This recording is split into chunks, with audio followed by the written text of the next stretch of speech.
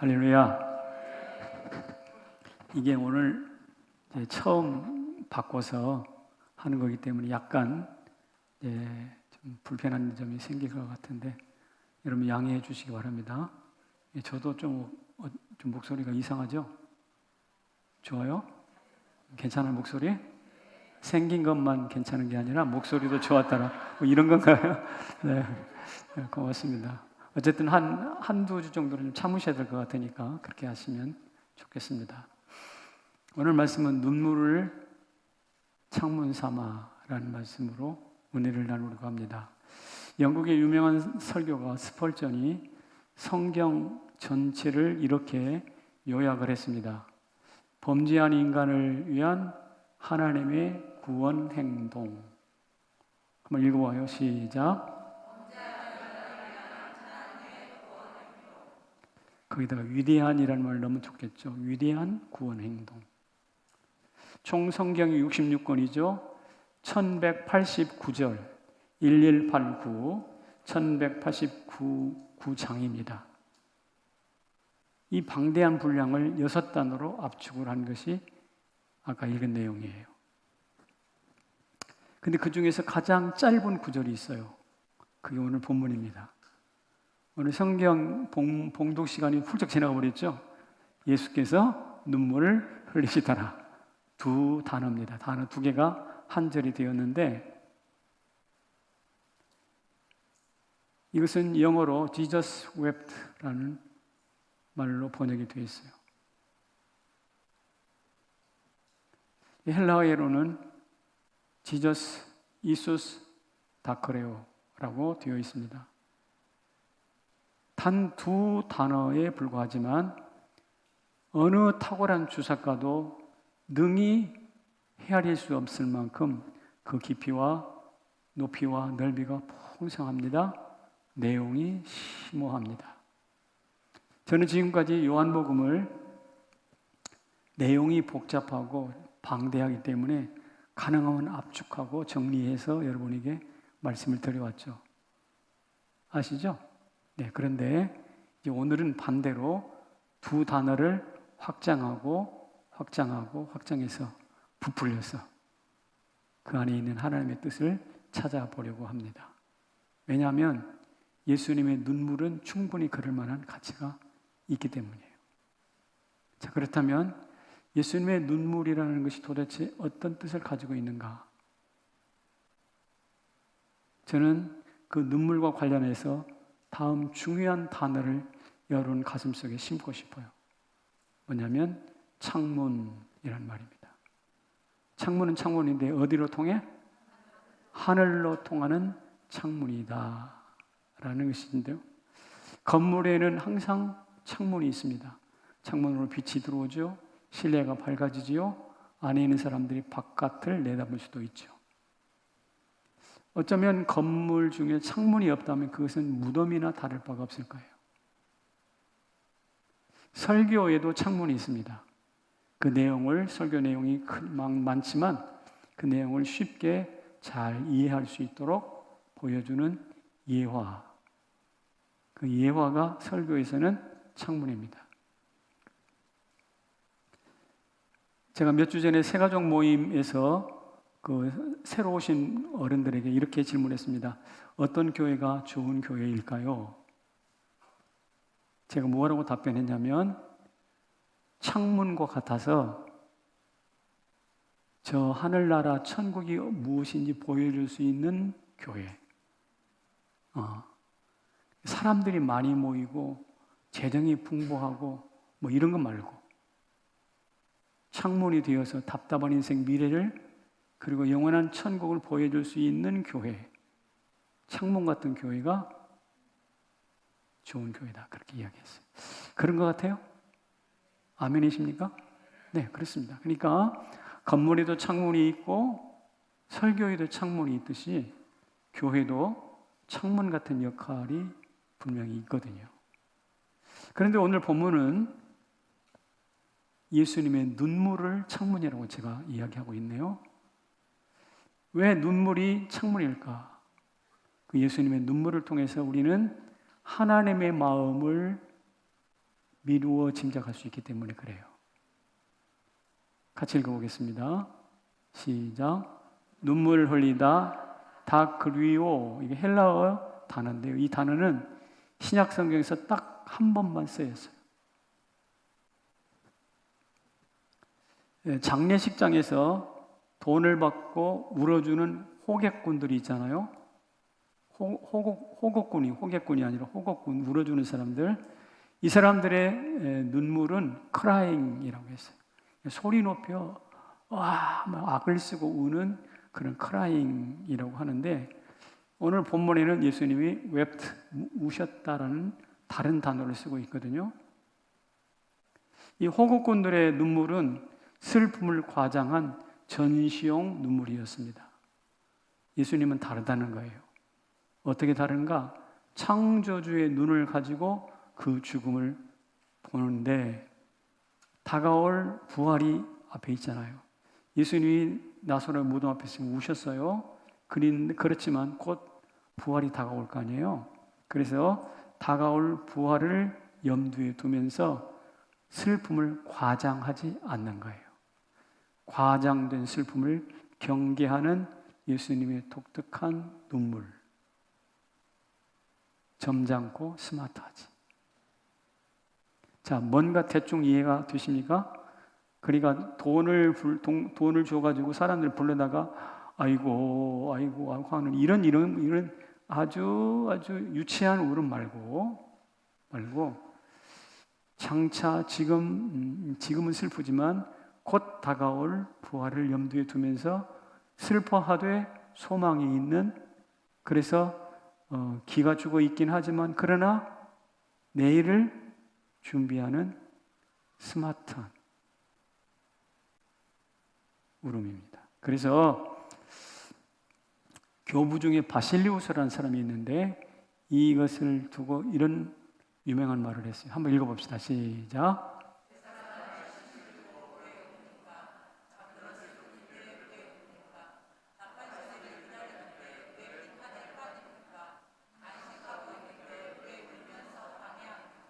그러니까 예수님의 울음을 염두에 두고 호국꾼들의 울음소리에 대하여 하는 말이에요.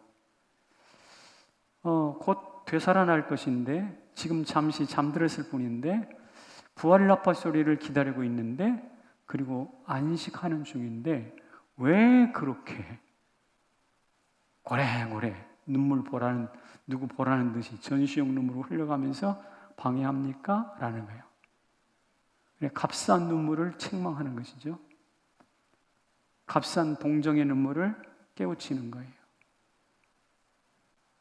죽음을 창조주의 눈으로 보라. 그래서 눈물은 하나님 마음을 죽음 저편을 내다보는 창문인데, 제임스 보이스는 설교하면서 이런 말을 했어요. 저는 창문이라는 말을 썼는데 제임스 보이스는 틈새다 그런 말을 썼어요. 예수님의 눈물이 틈새다. 한번 읽어봐요. 시작.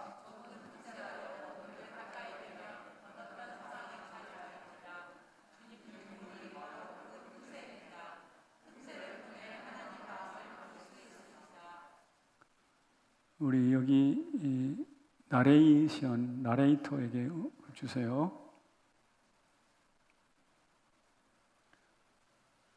여러분 예배 늦을 때 저 뒤에 와가지고 지금 뭐 하나 하고 조그마한 틈새로 들여다보죠? 그런 적이 있죠.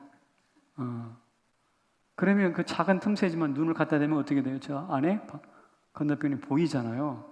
이 틈새가 아주 좁은 것이지만, 간다는 것이지만 대단히 중요한데, 예수님의 눈물이 바로 그 틈새와 같다는 거죠. 그 틈새를 통해 보면 뭐가 보이는가? 하나님의 마음이 보인다는 거예요. 저는 창문이라고 했는데 제임스 보시는 저보다 훨씬 더 강력한 비유를 든 것 같아요. 틈새라고 그랬어요. 성남제일교회 성도 여러분, 예수님의 그 눈물이라는 틈새, 눈물이라는 창문을 좀 잘 활용하시기 바랍니다. 묵상하세요. 그러면 어떻게 되는가? 어느 한 성도가 예수님의 눈물을 묵상하다가 이렇게 말했습니다. 예수님의 눈물은 무엇과 같고? 비와 같고, 나사로는 밀알과 같고, 무덤은 땅과 같다. 지금 나사로가 무덤에 들어가 있잖아요. 죽어서. 땅에 파묻힌 밀알과 같더라는 거예요. 비가 내렸잖아요. 그러면 그 밀알이 비를 흡수하고 싹이 나서 그 땅을 뚫고 올라오잖아요. 그런 것처럼 밀알 나사로도 예수님이 오늘 흘리신, 무덤 앞에서 흘리신 이 눈물을 머금고 잠시 후면 싹이 올라오듯이 죽음을 뚫고 올라올 거야. 이 이야기입니다, 이게. 그러니까 틈새, 이분이 눈물이란 그 틈새의 창문을 잘 이해한 거예요. 우리도 눈물을 창문 삼아서 깊이 묵상하면 이렇게 말할 수 있지 않겠습니까? 어느 한 묵상가 이야기인데, 육이 살아나도록 영이 신음하는 것을 볼 수 있어요. 다음에는 죽음이 깨어지도록 생명이 신음하고 있어요. 그걸 보인단 말이에요. 예수님의 눈물을 통해서. 또 인간이 곧 일어나도록 하나님이 신음하고 있어요. 또 죽음을 제압하시려고 예수님이 신음하고 있어요. 이 신음 소리, 영이 신음하고 생명이, 하나님이, 예수님이 신음하는 소리가 틈새를 통해서, 창문을 통해서 들리는 거죠. 한 성도와 어느 한 사람의 이야기를 드렸지만, 각자 여러분들도 이 눈물이라는 창문, 틈새를 통해서 저 하나님의 나라, 하나님의 마음을 읽어냈으면 참 좋겠어요. 이런 사람을 일컬어서 영적이다라고 말해요. 귀신 보고 이런 거 아니고, 이런 사람을 일컬어서 영적이다. 그런데 말입니다, 이렇게 예수님의 눈물이란 틈새를 통해서, 창문을 통해서 하나님 마음을 들여다보면 이게 보여요.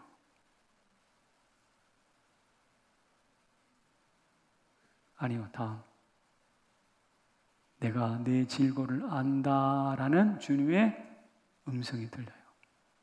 내가 내 질고를 안다. 이건 제 이야기가 아니라 이사야 53장에 분명히 먼저 말하고 있죠. 그는 질고를 아는 자라. 누구 하는 소리예요? 메시아 예수 그리스도. 예수님은 우리의 질고를 아신대요. 그런데 예수님이 아시는 그 질고는 어디서 왔을까? 출처가 어디일까? 여기에요. 누구의 질고? 우리의 질고를 지고 우리의 슬픔을 당하였거늘. 그러니까 저 질고의 출처는 바로 여론과 저입니다. 그런데 왜 질고를 당하셨을까? 그 다음 구절 10절에 시작. 여호와께서 그에게 질고를 당하게 하셨은즉. 여호와께서 그에게, 예수님께 질고를 당하게 하셨다는 거예요. 예수님은 질고를 아십니다. 질고의 출처를 따져보니까 여러분과 저 때문입니다. 그런데 예수님이 그 질고를 져주셨네요. 왜? 하나님이 그렇게 하라 명령하신 거죠. 그러니까 보세요. 우리가 겪고 있는 이 질고 속에는 나도 들어가 있고 예수님도 들어와 있고 하나님도 들어와 있어요. 맞죠? 그러니 이 질고를 통해서 나와 예수님과 하나님이 하나로 꼭 묶여 있어요. 그래서 질고를 보면 예수님과 하나님과 내가 동창생이라는 거, 질고 동창생이라는 것을 알게 됩니다. 하나로 묶여 있으니까. 남자들은 군대 이야기하면 다 통합니다. 그렇죠? 군대 이야기하면 다 서로 자기가 더 많이 고생했대. 막 이러면서 내가 그 시절 얼마나 고생한 줄 알아. 근데 여자들은 시집살이로 다 통합니다. 그렇지 않나요? 우리 시어머니 말도 마라 막 이러면서. 그런데 마치 시집살이와 군대 생활이 우리를 하나로 묶어주듯이, 질고는 나와 예수님과 하나님을 하나로 묶어주세요. 그래서 그 눈물 속에, 그 질고 속에 뭐가 숨어 있나? 여기 들어가 있어요. 그래, 맞아, 내가 알지. 그래, 맞아, 알아. 이거예요. 그래, 맞아, 알아. 눈물 속에서 찾아낼 수 있는 공감입니다. 그런데 예수님은 이 질고의 원인도 파악하고 계세요. 질고의 원인이 근본적으로 죄입니다. 아담의 죄로 말미암아 뼈 빠지게 일해야 먹고 사는 것 주님 아시고요. 죄로 인해서 그 뼈가 녹고 살이 쇠하여서 마침내 죽게 될 것이라는 그 죄에 가공할 만한 결과도 알고 계세요. 그런데 그 질고의 원인뿐만 아니라 이것도 알고 계세요. 무엇일까요? 질고의 해결책도 알고 계세요. 어떻게? 그가 찔림은 우리의 허물을 인함이라. 그가 상함은 우리의 죄악 때문이라. 그가 찔리고 그가 상함으로 인하여 질고의 원인인 죄를 해결하셨다라는 뜻이에요. 어디에서? 십자가에서. 그러니 질고로 말미암아 나와 묶여 있습니다. 예수님이 하나님이 묶여 있습니다. 그분은 죄의 그 질고의 원인을 아십니다. 해결책까지 아십니다. 이렇게 하시는 이유가 뭘까요? 이렇게 하시는 이유가 왜 묶이고 왜 하나가 되시는 거예요?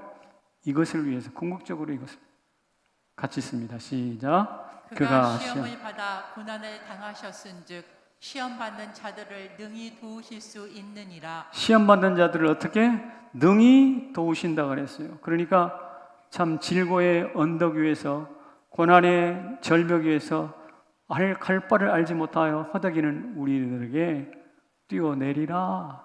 너는 비행하게 될 거야. 라고 말씀하시면서 날개를 달아주는 것과 같습니다.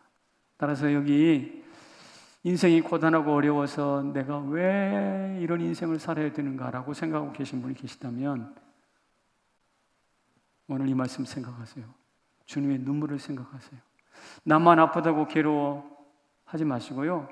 나만 사망의 골짜기 다닌 것 같아서 불평하지 마시라고요.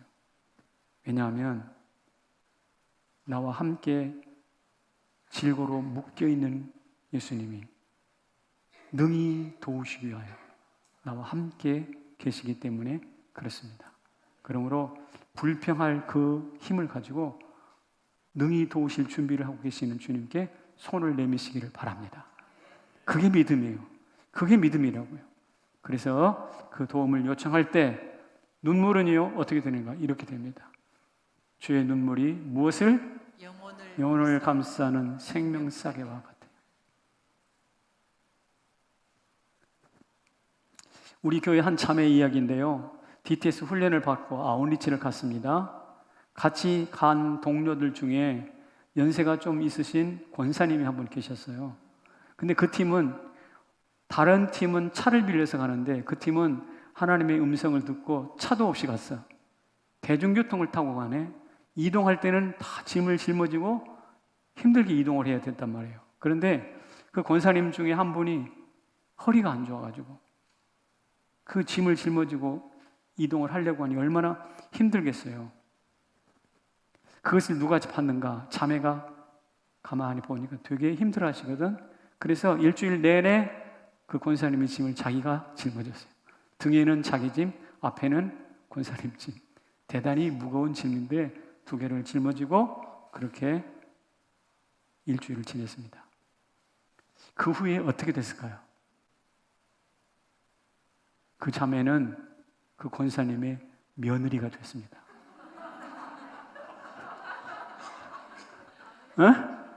그 자매는 짐 들어준 권사님의 며느리가 됐습니다. 남편이 대단히 호남형입니다. 당당하고요. 예배 잘 드립니다.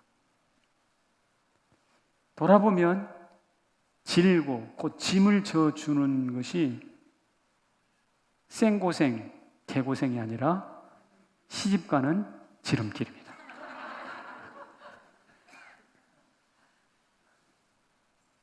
이 눈물겨운 질고를 바라보는 관점이 달라지잖아요. 저는 약한 목사론을 주장하는 사람입니다. 저는 보시다시피 몸이 작고 왜소한데 암까지 걸려서 평생 약골로 살아왔습니다. 그런데 성경을 살펴보니 저와 비슷한 사람이 있었습니다. 누구냐면 사도 바울이에요. 육체의 가시로 인하여 3번씩이나 고쳐달라고 했는데 거절당하잖아요. 그런데 그 약한 몸을 이끌고 지중해를 누비면서 소아시아를 누비면서 교회를 세웁니다. 그리고 고린도 교회에 이런 편지를 썼어요. 같이 봅니다. 내가 너희 가운데 거할 때에 약하고 두려워하고 심히 떨었노라. 어떻게 약하고 두려워하고 심히 떨었다. 이것은 약한 목사로 살았다는 뜻이에요. 질고는 그를 약한 목사로 만들었고 약한 목사는 놀랍게도 초대교회의 견고한 기초를 샀습니다. 그래서 오늘날도 사실은 유능하고 똑똑한 목사가 필요한기보다는 약한 목사가 필요하다고 생각해요. 특별히 군웅할거하는 잘난 사람 투성인 이 교계에 정말 필요한 사람은 누군가 약한 목사예요. 바울처럼. 왜냐하면 목사가 강하면 성도가 약해집니다.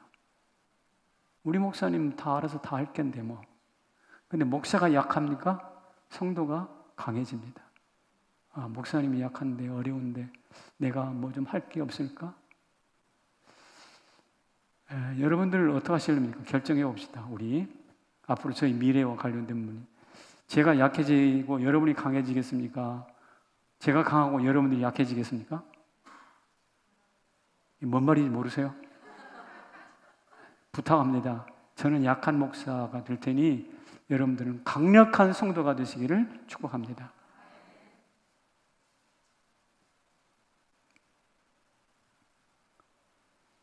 자, 눈물에서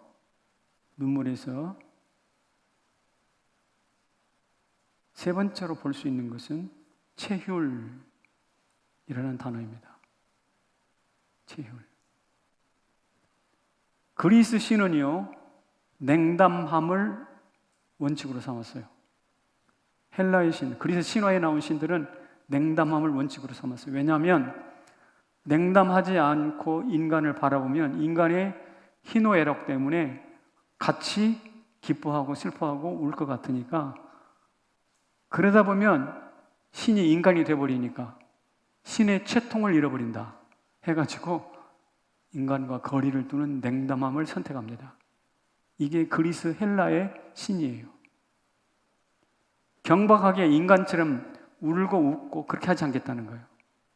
하지만 생각해 보십시오. 신이 인간의 감정이 두려워서 냉담함을 택했다?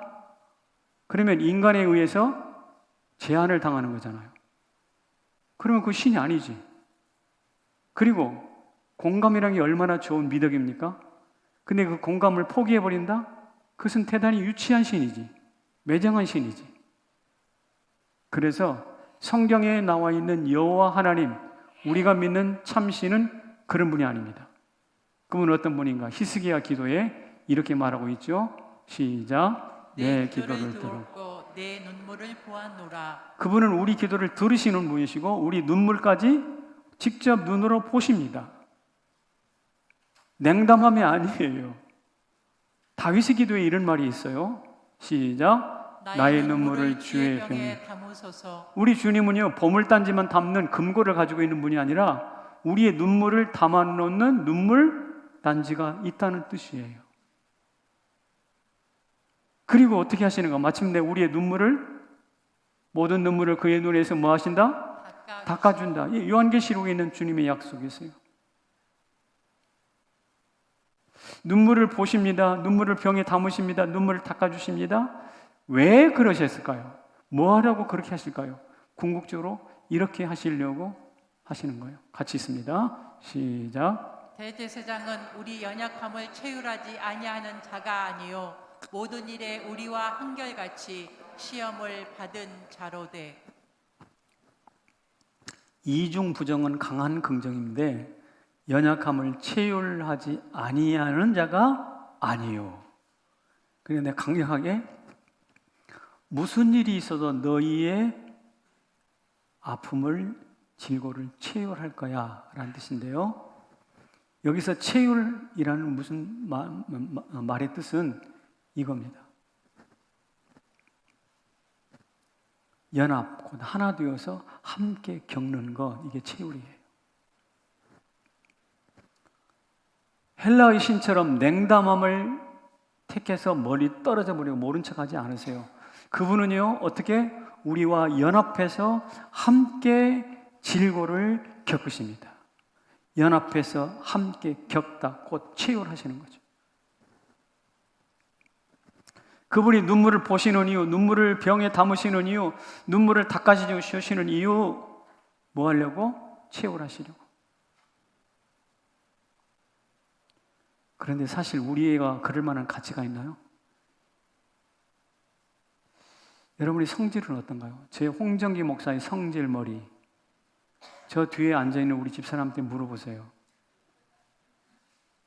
보기에는 깔끔해 보여도 미울 때는 엄청나게 미워. 제가 이렇게 표현했습니다. 더럽고 깐깐한 성질머리. 우리 인간이 그렇습니다. 물어보시라고요. 결혼해도 다시 태어나서 결혼하고 나한테 결혼하겠어?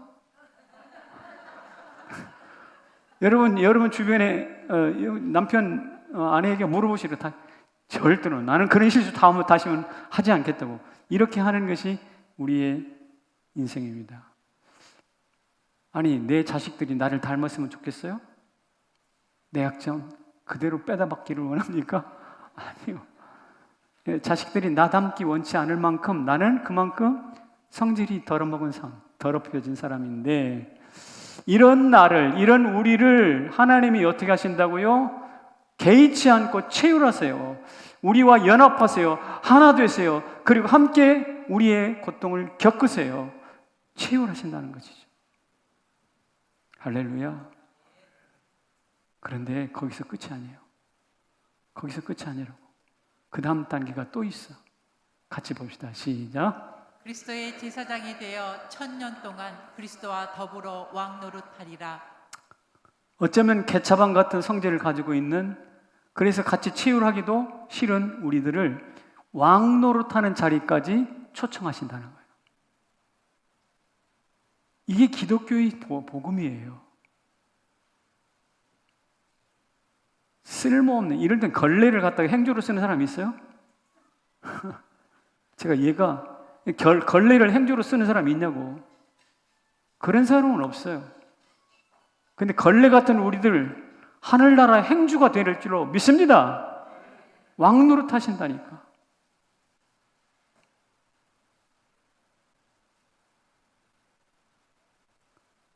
그래서 여러분들은 이 채울하시는 하나님 예수 그리스도를 믿고 그분에게 나가서 여러분의 속내를 털어놓은 적이 언제입니까?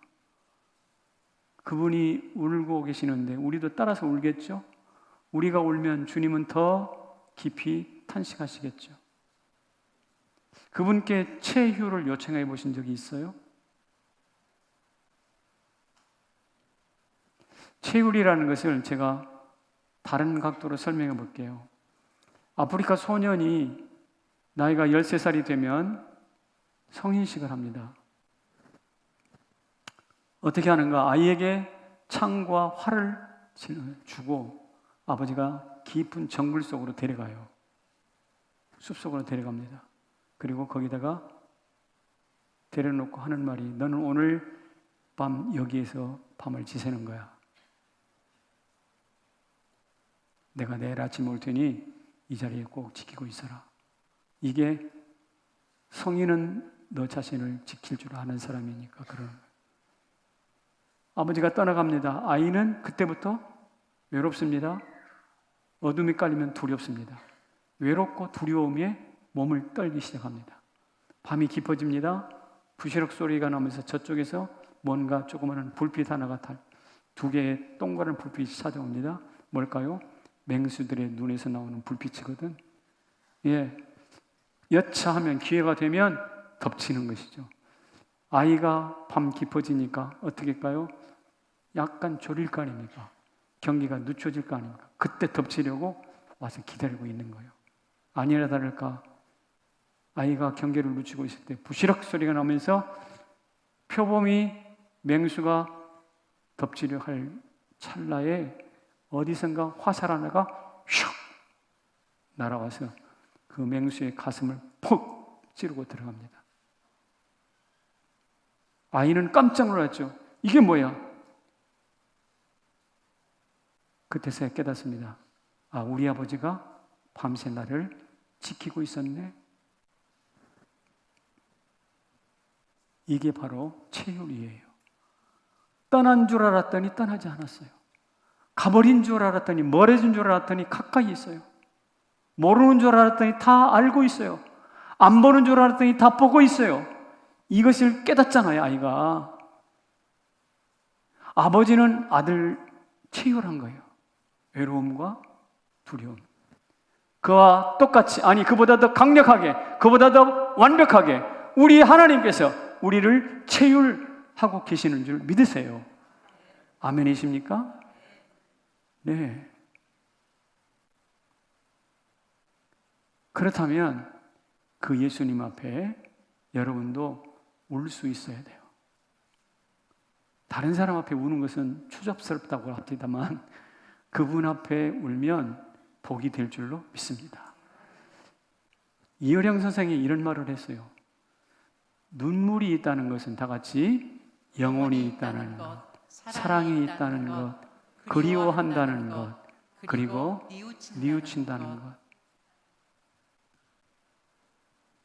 여러분, 눈물 속에 저렇게 오묘한 것이 있다는 것을 몰랐죠. 그런데 그 눈물을 발로 차버린다, 외면한다. 그렇다면 우리는 영혼과 사랑과 외로움과 그리움과 뉘우침을 발로 차버리는 거지. 인생을 버리는 것과 마찬가지. 그래서 저는 이렇게 여러분에게 묻고 싶습니다. 그를 위하여 우셨나요? 그를 위하여 들이셨나요? 세상은 눈물은 눈물로, 재물은 재물로 동형 혹은 균형 보상을 하는 것이 원칙입니다. 하지만 기독교는 좀 달라요. 제가 결혼식에서 신부에게 이렇게 말합니다. 신부야, 너는 땀 흘려 남편에게 복종해라. 그럼 좀 싫어하겠죠. 복종이 뭐 언제적 이야기인데 복종하라고 그럴까? 그런데 신랑에게 신랑아, 너는 피 흘려 사랑해라. 그러면 여자 얼굴이 환히 펴져. 땀 흘려 복종한 대가로 피 흘려 사랑을 주고받으면 얼마나 좋겠어요. 이게 복음의 정신이거든. 땀의 수고에 피의 사랑으로 보답하는 것이 무한 보상이고 복음의 정신이고 하나님 마음이거든요. 그래서 우리 주님은 우리에게 땀 흘린 우리에게 피 흘려 주셨잖아요. 그렇다면 그 주님 앞에 우리가 어떻게 해야 할까요? 물어봐야지. 그분께 드려봐야지. 그분을 위해서 그분 앞에서 울어보셨나요? 드려보셨나요? 라고 했을 때 선뜻 대답할 수 없다면 어쩌면 우리는 예수를 홀대하고 있어요. 예수와 거리가 멀어요. 예수님과 한 팀이 아닌 것이 분명하죠. 여러분, 코로나 때문에 교회가 막 욕을 먹었던 때가 많이 있었죠. 그때 여러분이 침묵했다면 여러분들은 어쩌면 베드로처럼 주를 부인한 것일 수도 있어요. 맞아 나도 교회 다니지만 교회 요새 문제가 많아 라고 맞장구를 쳤다면 어쩌면 여러분들은 가룟 유다처럼 예수를 판 사람일 수도 있다고요. 왜냐하면 입으로 주를 고백하도 언제든지 베드로처럼 유다처럼 주님을 팔거나 부인할 수 있거든요. 초대교회에 큰 적이 있었습니다. 밖에는 핍박이 있고 안에는 이단들이 날뛰었어요. 지금도 마찬가지예요. 밖에는 코로나가 있고 안에는 신천지, 교회 안에는 혹 신천지라는 이런 각종 이단들이 날뛰고 있잖아요. 그런데 우리는 거기에 대처를 제대로 못한 것 같아요. 무기력하게 베드로처럼 부인하기도 하고 유다처럼 그래 교회 요사 엉망이야 하면서 예수를 팔기도 했어요. 왜 이런 일이 있을까요? 왜 이런 난맥상들이 있을까요? 왜 교회에 몸담은 사람들이 교회를 욕하는 것일까요? 이유가 뭘까요? 저는 그 사람들은 평소 울어본 적이 없어요. 그 사람들은 평소 들여본 적이 없는 사람들이에요. 교회를 위하여 울어보고 교회를 위해서 드려본 사람은 그렇게 반응하지 않아요. 울지 못했던 베드로에게 닭울음 소리가 들었을 때 베드로가 그 닭울음 소리를 듣고 3번 부인하라는 말씀이 생각나서 통곡했다고 했잖아요. 저는 오늘 예수께서 눈물을 흘리셨더라 이 설교를 통해서 우리 모두가 눈물을 회복했으면 좋겠어요.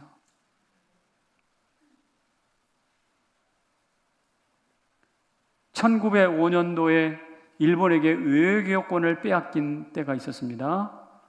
그때 황성신문 주필 장지연이라는 사람이 시일야 방송대국이라는 글을 썼어요. 이게 그 신문의 사설입니다. 그 내용을 제가 좀 정리해 봤더니 이렇다고 한번 읽어봐 주시겠습니까? 4천년 강토와 500년의 사직을 남에게 들어바치고 2천만 생령들로 하여금 남의 노예가 되게 하였으니 저 개되지 못한 외무 대신 박재순과 각 대신들이야 깊이 꾸짖을 것도 없다.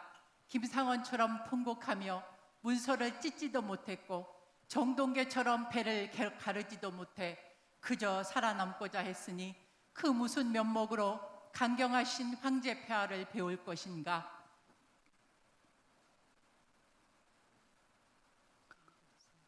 우리 2천만 동포여, 노예가 된 동포여, 살았는가 죽었는가.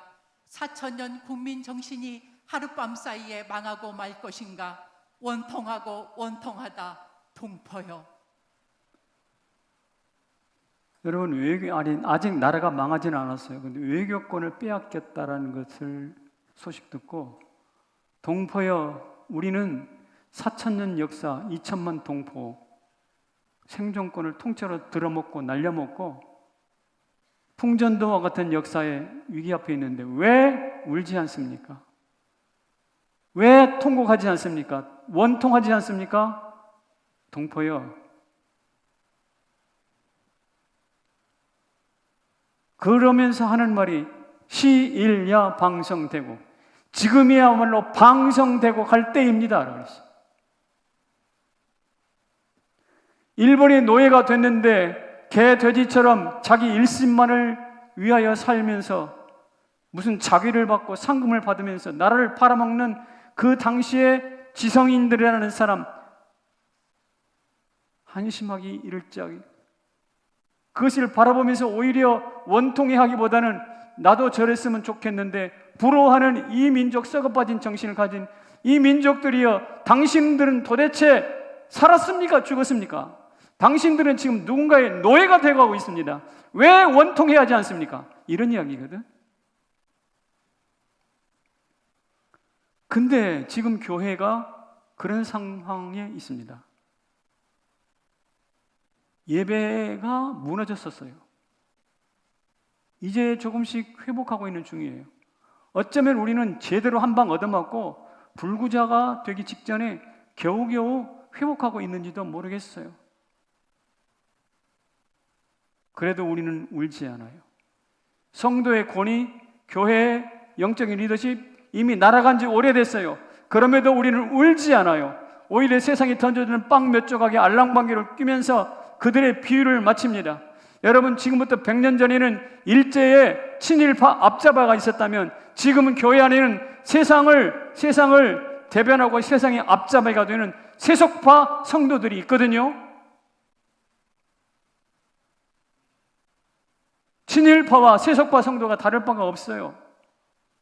그런데 문제는 이들이 있다는 것보다 더 문제는 그들을 부러워하고 오히려 우리의 처지를 정말 직시하면서 눈물을 흘리는 성도들이 사라졌다는 것이죠. 그래서 저는 오늘 예수님이 눈물을 흘리시더라라는 이 단 두 단어의 한 절이 그냥 지나갈 수가 없었어요. 모세는 시내산에서 올랐을 때 백성들이 산 밑에서 우상을 만들었잖아요. 그때 모세의 기도가 뭡니까? 하나님 저를 생명책에서 지워주시고 저들을 좀 살려주세요. 그리고 울잖아요. 사도 바울도 동족을 위해서 울었습니다. 골육 친척을 위하여 내 자신이 저주를 받아 그리스도에게서 어떨지라도 끊어질지라도 저들을 좀 살려주세요. 살려주세요. 바울의 눈물을 통해서 소아시아에 흩어진 수많은 디아스포라 유대인들이 많이 예수님께로 돌아오지 않습니까? 눈물 때문이에요. 마르다는 눈물 흘리며 드립니다. 1년치 연봉에 해당하는 옥합을 깨뜨려서 예수님의 장례를 준비합니다. 예수님의 장례를 준비하는 행위라는 것을 어느 누구도 몰랐어요. 누구만 알까? 이 여인만 알아요. 왜요? 눈물을 통해서 저편을 알잖아요. 틈새를 통해서 저편을 들여다보듯이. 눈물을 흘리는 사람은 남이 못 보는 것을 보는 것이죠. 우리 믿음의 선진들은요, 이처럼 울고 드리는 삶을 살았어요. 그 사람들을 통해서 나라가 세워졌고 교회가 세워졌고 신앙의 모범이 세워졌거든요. 지금 우리는 코로나 재유행으로 말미암아 예배가 위태로워지는 것 같아요. 지구촌 한 구석에서는 신무기를 사용하면서 사람들을 막 대량 살육하고 있어요. 그러자 한편에서는 핵무기를 만지작거린다고 합니다. 우리 젊은이들은 영끌을 해가지고 집을 샀는데 이자율이 높아가니까 월급 타가지고 전부 다 이자 묶느라고 큰일 났어요. 우리 교회만 하더라도 늘어나는 암 환자들이 있습니다. 지난 주간도 암 환자, 이번 주간도 수술한 자들이 있어요. 취직과 결혼을 포기한 자녀들도 우리 눈앞에 있지 않습니까? 이런 모든 상황들을 내다보면서 결코 희희낙낙 웃을 수가 없잖아요. 마음이 쓰리고 아픕니다. 지금이야말로 시일야 방성되고 예수님이 눈물을 흘리셨더라. 우리도 따라서 울 때가 아닌가 생각합니다. 사랑하는 성도 여러분, 기도의 자리를 눈물로 채우십시다. 제가 지난 몇 주 전에 현장 예배를 강조했어요. 다시 예배를 세웁시다. 조금 몇 분이 반응하셨어요. 대부분은 아직도 그게 뭔데 나 하고 싶은 대로 내 패턴대로 갈 거야 라고 반응하고 있습니다. 여러분, 지금은 그럴 때가 아니에요. 울 때라고요. 예배하며 옥합을 깨뜨릴 때라고요. 그럴 때 우리를 하나님은 분명코 제2의 모세와 바울과 마리아로 세워주실 줄로 믿습니다. 시간이 없어서 기도 못하는 것, 물질이 없어서 헌금 못하는 것이 아니에요. 물질이 있다고 기도하지 않습니다. 물질이 많다고 헌금하지도 않아요. 핵심은 뭐냐면 뜻이 없고 마음이 없어서 안 할 뿐이거든요. 오늘 여러분, 우리 환경이 문제가 아니라 마음이 문제인데, 저는 이 우리 마음을 다시 혁신적으로 바꿀 수 있는 것은 뭐냐?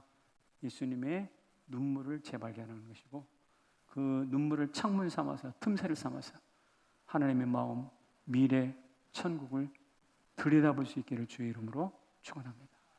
결론을 맺겠습니다. 로마 사람들은 콜로세움에서 웃고 즐겼습니다. 검투사들의 검투를, 칼싸움을 보면서. 그런데 그 자리에서 울며 짐승에게 뜯겨 먹었던 사람들이 있습니다. 누굴까요? 기독교인들이에요. 위에서는 그것을 바라보면서 희희낙낙 웃고 즐겼습니다. 밑에서는 울면서 뜯어 먹겠습니다. 죽었습니다. 그런데 말입니다, 그로부터 약 200년, 300년이 지나간 이후에 그 로마의 주인이 바뀌었습니다. 어떻게 바뀌었을까요? 웃고 즐겼던 사람들은 나라를 빼앗겼고, 울고 뜯겨 먹었던 그리스도인들이 로마의 주인공이 됩니다. 그로부터 1000년 동안. 제가 묻습니다. 여러분, 웃다가 망하시겠습니까? 아니면 울다가 주인이 되시겠습니까? 시일야 방성되고 지금이야말로 울 때입니다. 울면서 눈물을 창문 삼아 그 나라 주님의 마음을 엿보시기를 주의 이름으로 축원합니다. 자리에서 일어날까요?